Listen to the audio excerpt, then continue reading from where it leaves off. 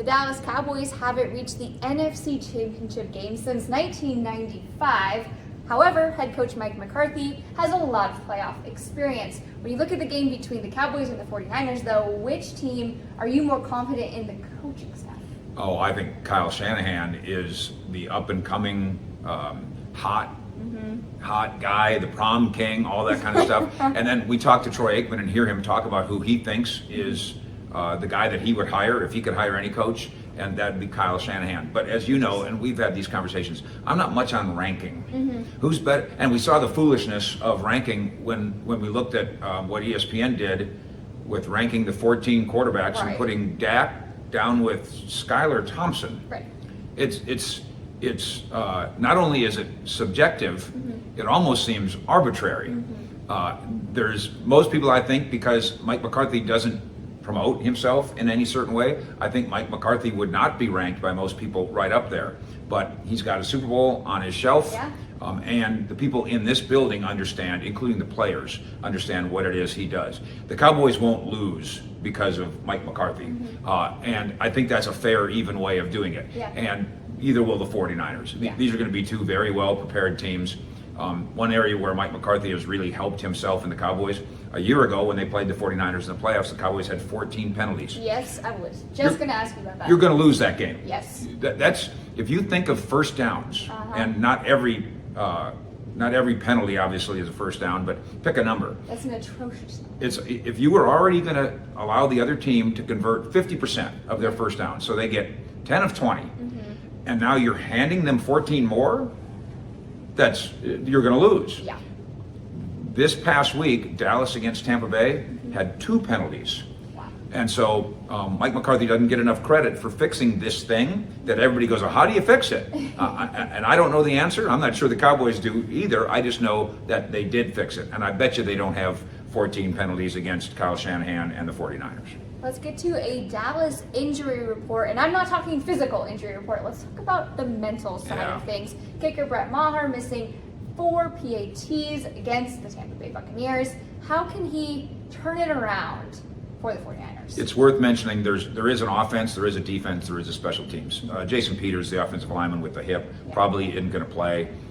He hasn't practiced for the better part of this week. On defense, Jerron Kearse, he's limited for part of the week, but he swear I'm 100%, and that might be adrenaline talking, but he'll be fine. And then on special teams, and I think you nailed it exactly right. Brett Maher was pretty much the first guy in the building on Tuesday after the flop on Monday. On Thursday, he was the first guy on the practice field. Exclusive. By far the first guy on the practice field. And so he understands the ramifications of what's going on here. McCarthy, the Cowboys head coach, said, well, we have complete trust in Brett. And I'm looking forward to seeing Tristan Vizcaino kick. So it's a juggling act. Ultimately, this is on the special teams coordinator, Bones Fossil. He's not the special teams coach, as people wrongly call him. He's a coordinator. He's a coordinator the same as Dan Quinn. He's a coordinator the same as Kellen Moore. He's going to make this decision.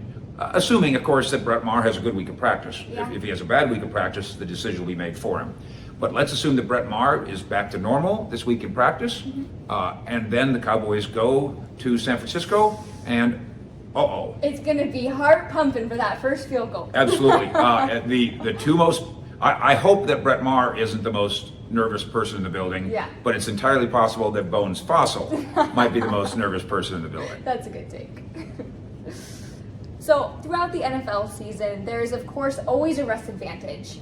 However, in this game between the Cowboys and the 49ers, there's a rest advantage and the Cowboys have to travel. How much of a difference do you think that makes, because Dallas really only has 5 days? Yeah, if you have extra days and you have extra time, then that's very valuable, and nobody denies that.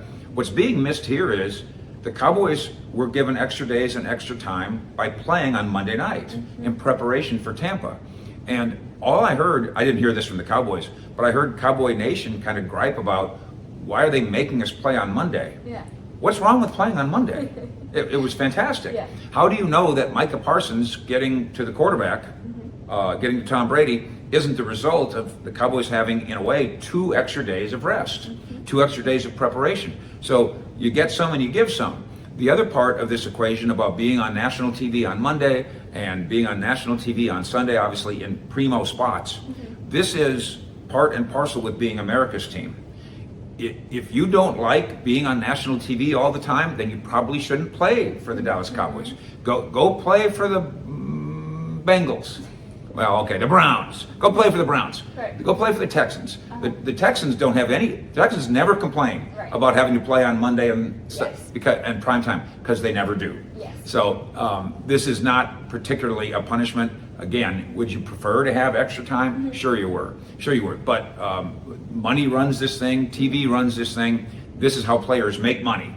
By having the arrangement they have with TV. So take your money and go get your win. I haven't heard any Cowboy players, and No. certainly not McCarthy, complain about this. I actually heard the opposite from most Cowboys players and Coach McCarthy saying, we're running on adrenaline. Yeah. Obviously here at the Star, you can feel the vibrations. Everybody is so excited. Right. McCarthy, Maybe having less time to think about it, you just go out and do it. I think that's what they've convinced themselves Right. of, which is smart. And then McCarthy having some fun with it, saying, we're going to get less sleep, Yeah. so we're going to be more grumpy.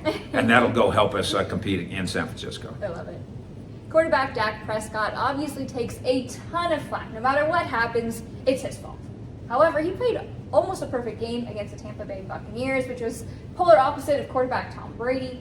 So as you look back on Prescott's legacy with Dallas, how did that game specifically change his legacy? A lot of us have said that for the Cowboys and Dak Prescott to really believe that he can do that, he needs to do that.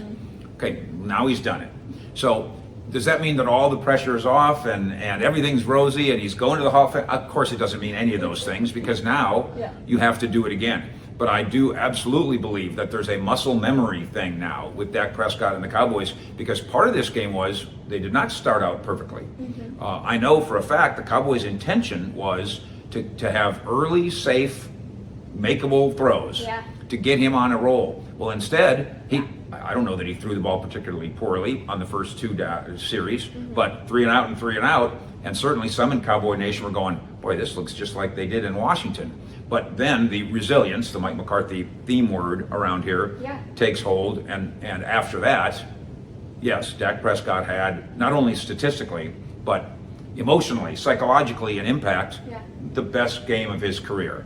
That is a building block, but now there's pressure to build on it. I just think that he now doesn't have to wonder, and he can say If that he can do it. He did. right, and he can claim that he's never had any doubts, but we know that's not 5 true. touchdowns will, all of a sudden you're like, oh yes, I did that. Five touchdowns will erase the doubt that always exists Yeah. until you've done it. Right. Head coach Mike McCarthy says he didn't shave today, he didn't sleep last night, but that this is what the Cowboys live for, the postseason. We're here at the Star.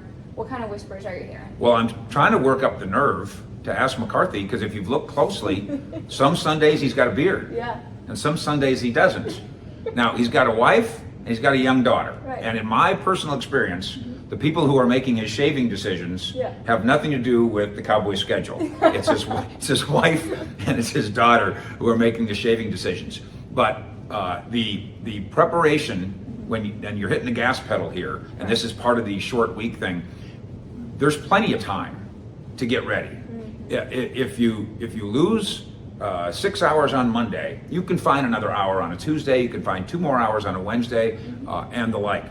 The Cowboys will not lose because they didn't have enough time to prepare. You've got a long flight to prepare to. They absolutely do. And by the way, we've got a long flight here too. We're heading there with the Cowboys. So one of the best ways to travel to the Cowboys game or home game, Right. or come inside here at the Star or whatever, is just to let us take you virtually, and we will be doing that. So Yeah. keep it here on CowboysSI.com, of course, our blanket coverage, wall-to-wall ball here, and then on the Fish Report as well, where we will take you inside the bus, inside the team lobby, inside the locker room, and obviously the game as well. Exciting time of the year.